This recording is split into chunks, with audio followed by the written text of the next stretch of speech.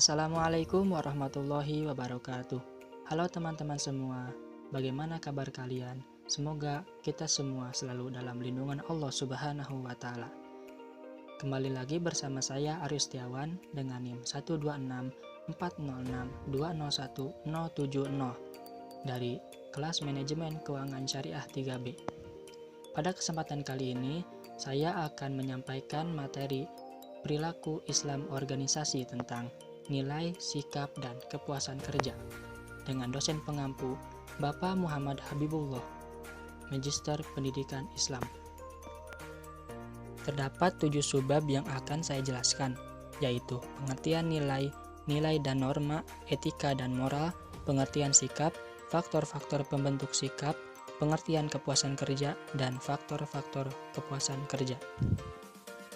Yang pertama, pengertian nilai.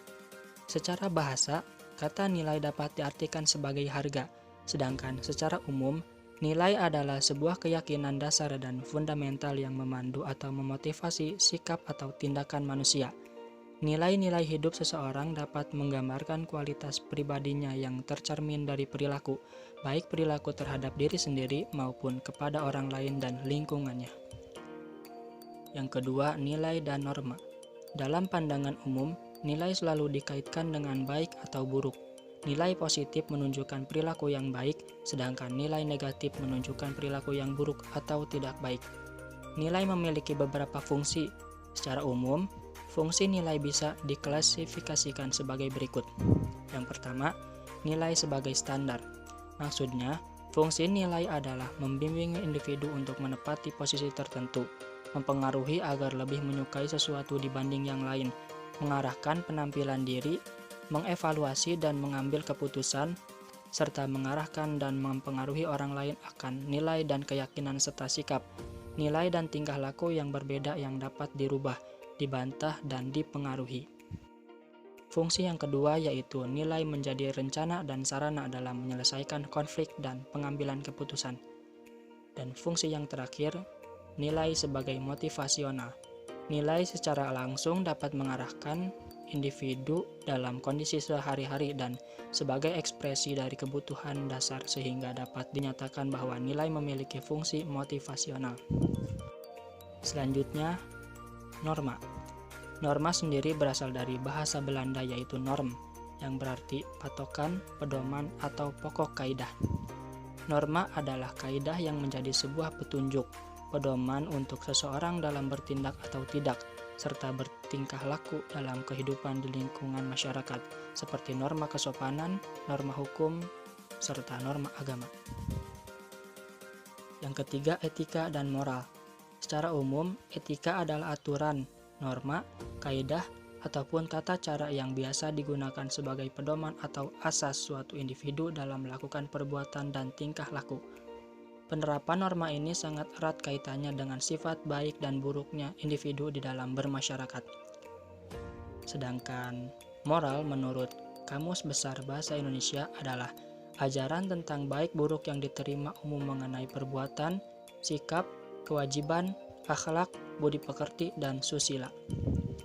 Etika lebih bersifat berlaku umum di masyarakat karena berkaitan dengan kelompok atau budaya tertentu yang mengakuinya. Sedangkan moral lebih bersifat personal, di mana setiap orang bisa memiliki prinsip moral tentang benar dan salah yang berbeda-beda. Etika dan moral sama-sama berkaitan dengan penilaian baik dan buruk, namun etika dan moral digunakan dalam konteks yang berbeda.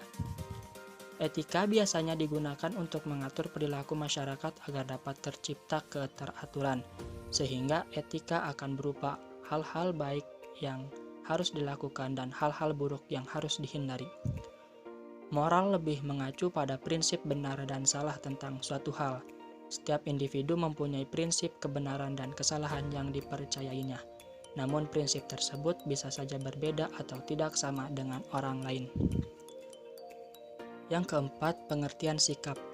Dari Wikipedia Bahasa Indonesia, sikap adalah pernyataan evaluatif terhadap objek, orang atau peristiwa. Hal ini mencerminkan perasaan seseorang terhadap sesuatu.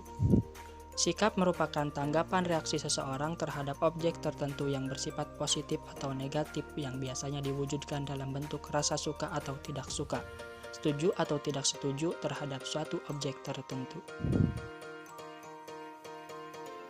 Yang kelima, faktor-faktor pembentuk sikap. Ada beberapa faktor-faktor pembentuk sikap. Yang pertama yaitu pengalaman pribadi. Sesuatu yang telah dan sedang kita alami akan ikut membentuk dan mempengaruhi kepenghayatan kita terhadap stimulus sosial. Faktor yang kedua yaitu kebudayaan. Kebudayaan di mana kita hidup dan dibesarkan mempunyai pengaruh besar terhadap pembentukan sikap kita. Faktor yang ketiga, orang lain yang dianggap penting.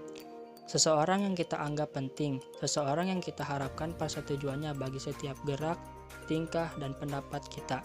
Seseorang yang tidak ingin kita kecewakan atau seseorang yang berarti khusus bagi kita akan banyak mempengaruhi pembentuk sikap kita terhadap sesuatu.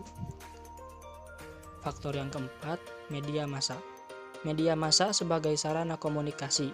Berbagai bentuk media massa mempunyai pengaruh besar dalam pembentukan opini dan kepercayaan orang. Faktor yang kelima, institusi atau lembaga pendidikan dan lembaga agama. Lembaga pendidikan serta lembaga agama sebagai suatu sistem mempunyai pengaruh dalam pembentuk sikap karena keduanya meletakkan dasar pengertian dan konsep moral dalam diri individu. Dan faktor yang terakhir yaitu faktor emosi dalam diri individu. Bentuk sikap tidak semuanya ditentukan oleh situasi lingkungan dan pengalaman pribadi seseorang. Terkadang, suatu bentuk sikap merupakan pernyataan yang didasari oleh emosi yang berfungsi sebagai semacam penyaluran frustasi atau pengalihan bentuk mekanisme pertahanan ego. Yang keenam, pengertian kepuasan kerja. Menurut Wikipedia, kepuasan kerja adalah ukuran dari tingkat kepuasan pekerja dengan jenis pekerjaan mereka yang berkaitan dengan sifat dari tugas pekerjaannya, hasil kerja yang dicapai, bentuk pengawasan yang diperoleh maupun rasa lega yang menyukai terhadap pekerjaan yang ditekuninya. Yang ketujuh, faktor-faktor kepuasan kerja. Ada beberapa faktor-faktor kepuasan kerja, yaitu yang pertama, kompensasi dan kondisi kerja. Salah satu faktor terbesar dari kepuasan kerja adalah kompensasi dan tunjangan yang diberikan oleh perusahaan kepada seorang karyawan. Faktor yang kedua, keseimbangan kehidupan kerja. Setiap individu ingin memiliki tempat kerja yang baik serta pekerjaan yang dapat memungkinkan mereka menyisakan waktu yang cukup bersama keluarga dan teman. Faktor yang ketiga, dihormati dan diakui. Setiap individu menghargai dan merasa termotivasi jika mereka dihormati di tempat kerja mereka. Yang keempat, keamanan kerja. Jika seorang karyawan yakin bahwa perusahaan akan berusaha mempertahankan mereka meskipun dalam kondisi pasar sedang bergejolak, itu akan memberikan kepercayaan yang sangat besar. Faktor yang kelima, tantangan. Aktivitas kerja yang monoton dapat menyebabkan karyawan tidak puas. Oleh karena itu, hal-hal seperti rotasi pekerjaan, memberikan kesempatan untuk bekerja di proyek baru, dan lain sebagainya dapat membantu meningkatkan kepuasan kerja karyawan juga. Dan faktor yang terakhir yaitu pertumbuhan karir. Karyawan juga selalu berharap dan berusaha untuk mendapatkan pertumbuhan karir yang dapat membawa mereka ke tingkat yang lebih tinggi. Sekian penyampaian materi perilaku Islam organisasi tentang nilai, sikap, dan kepuasan kerja dari saya. Kurang lebihnya saya mohon maaf. Semoga apa yang sudah saya sampaikan bermanfaat khususnya untuk saya pribadi dan umumnya untuk teman-teman sekalian. Terima kasih atas perhatiannya. Wassalamualaikum warahmatullahi wabarakatuh.